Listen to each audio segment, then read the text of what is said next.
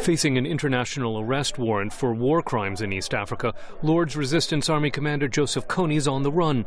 Human rights groups believe he's found refuge in Sudan.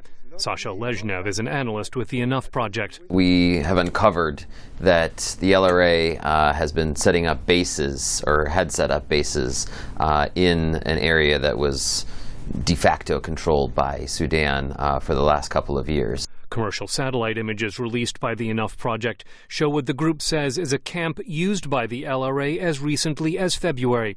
Patrick Ventrell is a State Department spokesman. The United States is aware and continues to evaluate reports that the LRA has operated in the disputed Kafia Kingi area claimed by both Sudan and South Sudan. The U.S. and the international community as a whole would take very seriously any credible evidence of support or safe haven being provided to the LRA. Off-camera, U.S. officials say they do not have sufficient evidence that Sudan has resumed significant support for the LRA. Lezhnev says Sudan is giving the LRA time and space to regroup. Providing a safe harbor is significant, and it's worrying insofar that the LRA has new safe haven areas. Especially for such a mobile force, says Jennifer Cook at the Center for Strategic and International Studies. The LRA has been very nimble in moving across borders to escape scrutiny.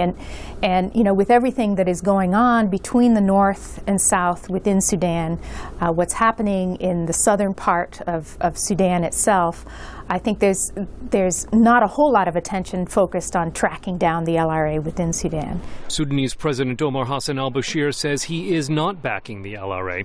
At a time when he's looking to improve Sudan's standing, giving up the LRA could make sense. It would be a sign of good faith, and it's not clear what interest Sudan right now would have in harboring the LRA.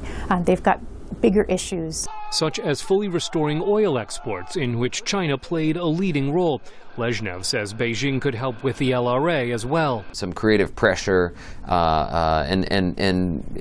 including pressure from the United States, has helped achieve some results with Sudan, and you know, having China weigh in to a stronger degree than they had before has also helped. But Sarah Margon at Human Rights Watch says China has no direct interest in the LRA. In the case of the LRA, in the case of Joseph Kony, this is really a civilian protection mission for the U.S. There's frankly not a lot else in it for the United States right now. And so in getting China to engage and to support American interests in the counter-LRA mission is a tough one. Lezhnev says LRA's safe haven in Sudan will continue to be a concrete danger until there's a change in Khartoum. Scott Stearns, VOA News at the State Department.